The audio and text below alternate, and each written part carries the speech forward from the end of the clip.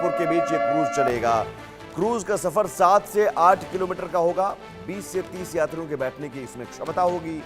दिल्ली में यमुना को संजीवनी देने के मिशन में बीजेपी सरकार जुट गई है और अब नदी में क्रूज सेवा शुरू करने जा रही है।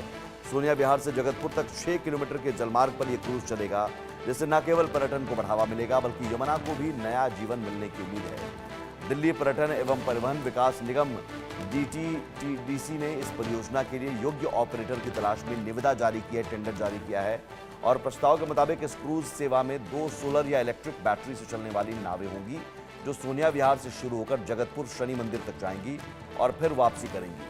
क्रूज का कुल सफर 7 से 8 किलोमीटर का होगा।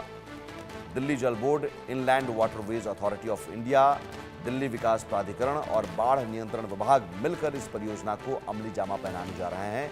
इसमें फ्लोटिंग जेटी, नेविगेशनल सुविधाएं और चार्जिंग इंफ्रास्ट्रक्चर की भी पूरी व्यवस्था होगी।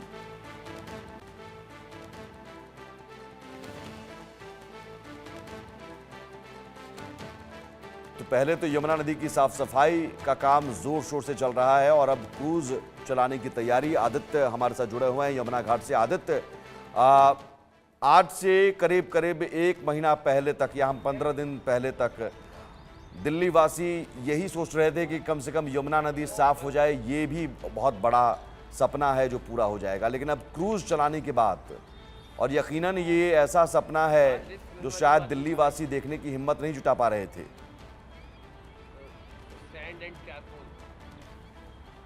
जी बिल्कुल, आपने सही कहा कि सुमित कि जिस तरीके से ये दिल्ली वासियों के लिए बहुत ही बड़ा सपना है जो साकार होने जा रहा है। जो आपको याद होगा कि चुनाव से पहले एक इंटरव्यू में अरविंद केजरीवाल ने कहा था कि चुनाव मुद्दा जो है नहीं होता, चुनाव में मुद्दा यमुना नहीं होता, जिसका असर ये रहा कि यमुना एक बहुत ही बड़ा मुद्दा निकल के आया और उसके बाद सरकार उनकी जाती रही और नई सरकार जो है सत्ता में आई है। 1 महीने पहले तक जो दिल्ली के लोग थे उन्होंने ये सोचा होगा कि यमुना कभी साफ हो ही नहीं सकती है। मैं आम लोगों के बीच में जा रहा था, इंडिया न्यूज लगातार लोगों से बातचीत कर रहा था, लोगों को साफ ये लग रहा था कि यमुना साफ करना नामुमकिन है, क्योंकि स्थिति ऐसी दयनीय थी।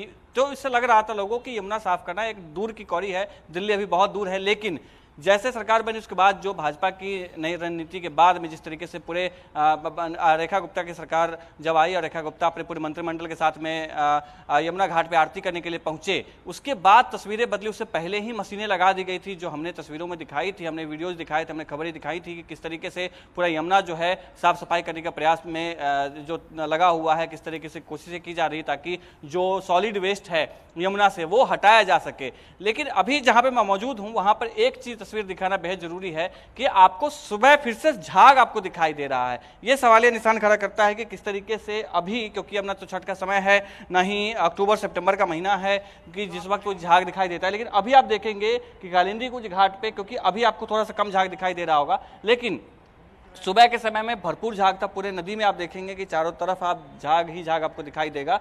तो ये भी एक सवाल उठता है कि आखिर इस महीने में अभी क्या अमोनिया की मात्रा जो है वो नदी में बढ़ गई है, या जो कचरा निस्तारण का जो प्लान था उसको लेकर के कुछ चीज़ें चल रही हैं, कुछ गड़बड़ हुई है, जिस वजह से ये अमोनिया या ये जो झाग आपको फॉस्फेट का या सल्फर का जो झाग आपको दिखाई दे रहा है, ये आपको उस कारण से हुई है। आप देखेंगे कि फाटक है अभी बंद किया गया है। आपको बैराज, जो कालिंदी कुंज बैराज जो है, वहाँ पे आपको जितने भी फाटक हैं सभी बंद किए गए हैं और बहुत ही कम रफ्तार में पानी को छोड़ा जा रहा है, जिससे अभी यहाँ पर जो झाग है वो कम दिखाई दे रहा है। लेकिन सुबह से मैं यहाँ मौजूद हूँ, सुबह 8 साढ़े 8 बजे से ही मैं ये देख पा रहा हूँ कि झाग जो था पूरे नदी में, पूरे यमुना इलाके में फैला हुआ था और झाग की हाइट भी थी वो लगभग 3 फीट 4 फीट के आसपास में थी, जिससे ये जो है कयास लगाए जा रहे हैं कि या तो फिर से दोबारा उधर की तरफ कहीं ना कहीं कुछ ऐसी चीज़ हुई है जिससे अमोनिया का जो गैस है, अमोनिया का जो मात्रा है उसमें बढ़ोतरी हुई है, जिस कारण से ये हुई है दिक्कत। लेकिन इसमें एक जो सवाल है वो बनता है कि सिर्फ सॉलिड वेस्ट हटाने से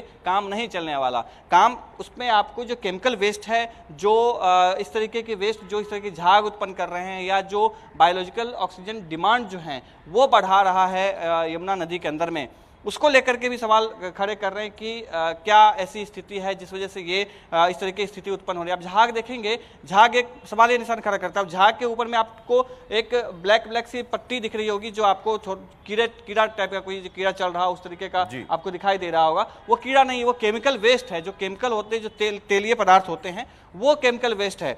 और उस वजह से आपको पत्थर पे भी दिखाई दोगे, क्योंकि सुबह के समय में झाग जो था, वो झाग जो था यहाँ तक था, क्योंकि हाइट उसकी जो थी 3 फीट 3.5 फीट की थी। तो जो काला पत्थर आपको दिखाई दे रहा है और उस पर झाग, क्योंकि सूरज की रोशनी पड़ी है, सूरज की रोशनी पड़ने के बाद में झाग तो खत्म हो गया है, लेकिन झाग के ऊपर में जो ब्लैक सा जो आपको दिखाई दे रहा है कीड़े के जैसा, वो तैलीय पदार्थ जो है वो पत्थर पे रह गया है। हमारे साथ में पर्यावरणविद हैं सचिन, इनसे जानेंगे कि सचिन, झाग अभी क्यों उत्पन्न हो रहा है? तो झाग में सीधे से सिंपल सी मात्रा का पानी, और जब पानी में रसायन की मात्रा बढ़ती है तो झाग उत्पन्न होता है। और ये पानी देखने में अगर जो साफ है, मगर उसका टीडीएस का लेवल काफ़ी हाई है। साथ ही साथ आपका जो बीओडी और सीओडी लेवल है, जो केमिकल रसायन है, बहुत ज़्यादा है। आपने देखो छठ के बाद तो, छठ के आसपास तो आपको झाग की बड़ी बड़ी परत दिखती है, क्योंकि उस टाइम यमुना साफ़ हो जाती है। और यमुना साफ़ होने के बाद फिर वो वापस इसलिए जनरेट होता है क्योंकि जो नदी की शुद्धता है, क्योंकि नदी की हम बात करते हैं बीओडी लेवल का, तो 3 mg पर लीटर होना चाहिए। और हमारे जो ड्रेनेज सिस्टम इतनी बेकार क्वालिटी के कह सकता हूँ कि उतनी अपग्रेडेड नहीं है, या बहुत ही पुरानी टेक्नोलॉजी पर काम कर रहे हैं। जब तक हम अपने ड्रेनेज सिस्टम को बेहतर नहीं करेंगे तो नदी की स्थिति तो इस तरह से रहेगी। क्योंकि आप बात करते हैं पल्ला की, कि पल्ला में तो नदी साफ है यमुना, वजीराबाद तक बहुत साफ है, हमने तस्वीरें दिखाई थी। वजीराबाद तक भी साफ है। ऐसा क्या नदी के साथ आप करते हैं हम लोग कि ये 22 किलोमीटर का जो पैच है यमुना नदी की, जो पूरी कहानी कहता है, और सबसे ज़्यादा पॉल्यूटेड का जो 80% के लगभग भाग है वो दिल्ली की इसी 22 किलोमीटर में होता है।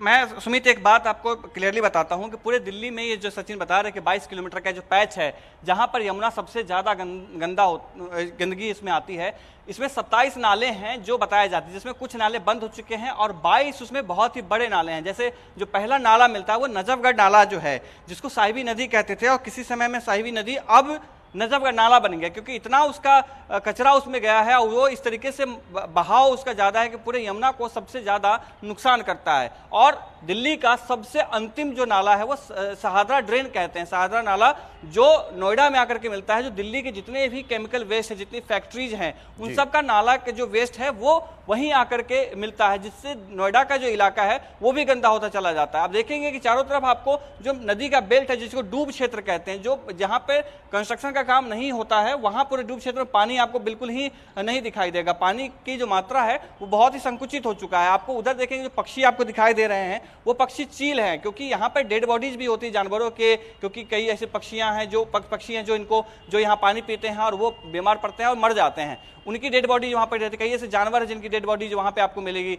तो उस सब के जो है केमिकल की वजह से जो मरते हैं, उसको उस वो चील जो है वही डेड बॉडीज को खाने के लिए वहाँ मौजूद है। हमने इसकी भी तस्वीरें दिखाई थी, इसकी भी रिपोर्ट दिखाई थी, और आपको वाइट से जो पूरा दिखाई दे रहा है वो रेत की तरह। हम क्रूज चलाने की बात कर रहे हैं, लेकिन जो साफ सफाई या अभी भी झाग है, कितनी बड़ी चुनौती और कितना वक्त लग सकता है, और वो स्टेप क्या होगा, कैसे इस पूरी नदी को हम साफ कर पाएंगे?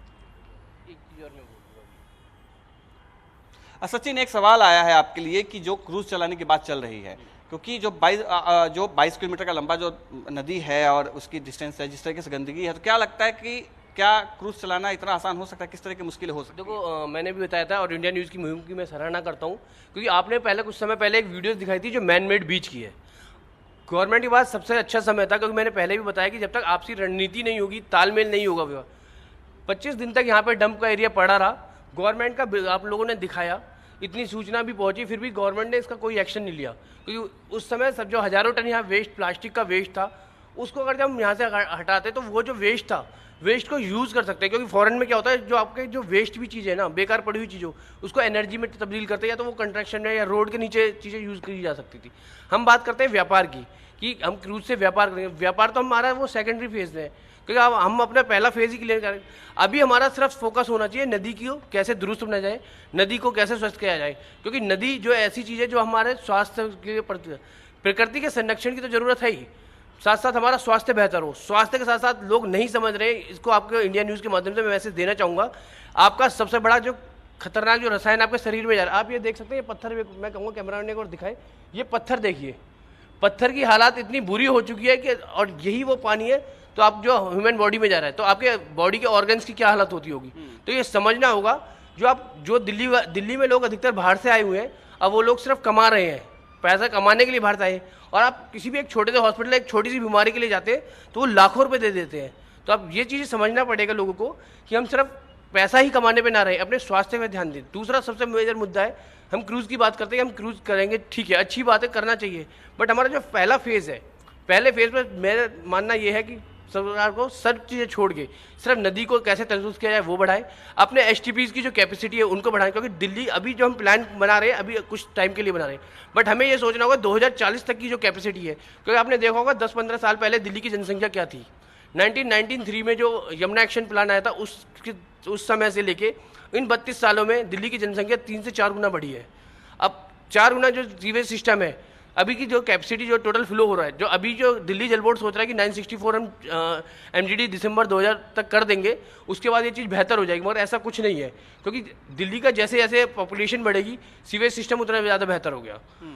दुख तब होता है, चीज़ें बातें तो बहुत सारी होती हैं, देखो सरकारें आएंगी जाएंगी सब कुछ होगा, बट आम पब्लिक को ये चीज़ सोचना चाहिए उनका जो पैसा है उनका पैसा बहुत मायने रखता है, क्योंकि वो कोई भी गवर्नमेंट आके किसी भी तरह से यूज़ करेगी और उसको यूज़ करने के बाद उसका प्रॉपर सही अगर परिणाम नहीं निकलता है तो वो पैसा तो वेस्ट होता है। सचिन, मैं एक दर्शकों को एक उदाहरण बताना चाहता हूँ। सोनिया विहार का जो इलाका है जहाँ पर ऑलरेडी नौका विहार की व्यवस्था है, वहाँ पे लोग खिलाड़ी जो कैनोइंग खिलाड़ी है वो वहाँ पे प्रैक्टिस करते हैं, तो उसके बारे में भी, क्योंकि क्रूज चलाना एक अच्छी पहल हो सकती है, क्योंकि यमुना का एक महत्व जो है और एक बढ़ेगा। हाँ, मैं बताता हूँ, देखो क्रूज से क्या होगा, आपका टूरिज्म बढ़ेगा, बट टूरिज्म से पहले आपकी जो दिल्ली की जो बेसिक प्रॉब्लम है, टोटली सारा फोकस अगर जो एक ही चीज़ पे होगा। अब मैं एक और आपका ध्यान आकर्षित करना चाहूँगा, आपने देखिए इंडियन न्यूज़ ने ये चीज़ दिखाई थी मैन मेड बीच का।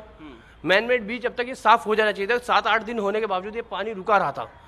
20 दिन पानी रुकने के बाद जो बीच था ऐसा था वो आराम से इजीली वो वहाँ से हटाया जा सकता, क्लियर करा जा सकता था, मगर कंडीशन इतनी बुरी है क्योंकि आपसी समन्वय नहीं है। अच्छा, पानी बहुत कम है, बहुत कम पानी है यमुना में, क्योंकि वजीराबाद तक तो पानी की मात्रा बहुत अच्छी है, वहाँ पे पानी हमने देखा TDS वहाँ का बहुत बेहतर है, वहाँ पे पानी आप लोगों ने हमने देखा कि आराम से पी ले रहे हैं पानी, इस तरीके की समस्या नहीं है। लेकिन यहाँ पे पानी बहुत कम है, उसके बाद वजीराबाद के बाद पानी कम है, तो नाले का क्या, जो कि क्रूज चलाने के लिए तो पानी की आवश्यकता पड़ेगी। कई सारी चुनौतियां हैं अभी, बिल्कुल, लेकिन कम से कम ये जरूर है कि इस बारे में अब बात हो रही है, पहल हो रही है, जमीन पर कुछ काम होता हुआ नजर आ रहा है, लोग अब क्रूज के बारे में सोच रहे हैं।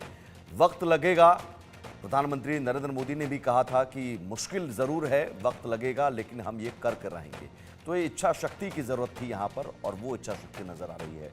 बहुत शुक्रिया आदित्य आपका तमाम जानकारी के लिए। और यहाँ रुकते हैं छोटे से ब्रेक के लिए। ब्रेक के उस पार भी खबरें लगातार जारी।